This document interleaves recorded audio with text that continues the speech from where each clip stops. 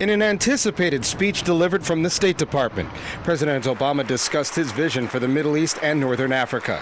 He also used the televised speech to persist in protecting Israel. Ultimately, it is up to the Israelis and Palestinians to take action. No peace can be imposed upon them, not by the United States, not by anybody else. Obama said Palestinians would never gain independence by denying Israel the right to exist, claiming that efforts to delegitimize Tel Aviv would fail.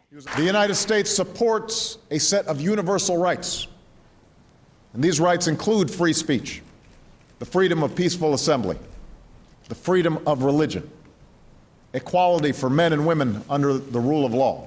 Obama admitted that short-term interests may not represent the long-term vision of the region, but assured the regional allies that Washington will keep its commitment to friends and partners. Dr. Levitt, an expert on U.S. policy in the Middle East, says this is part of a strategy by the U.S. to demonstrate that no country will be treated differently by the administration. I think he also wanted to make clear that this cuts across political and economic issues and that it applies to everyone, including to the Israeli-Palestinian conflict.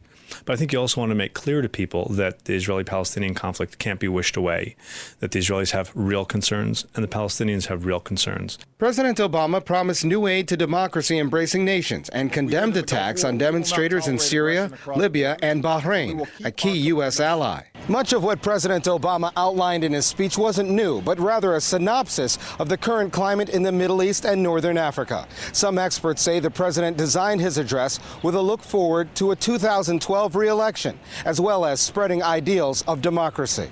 According to the president, promoting democratic reforms in Arab nations is a top priority for his administration. Once there's good governance in the Middle East, the whole world will be a better place.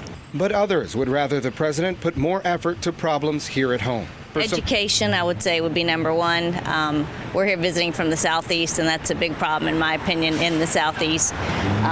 But the economy and jobs. On Friday, President Obama meets with Israeli Prime Minister Benjamin Netanyahu to discuss Palestine. Colin Campbell, Press TV, the White House.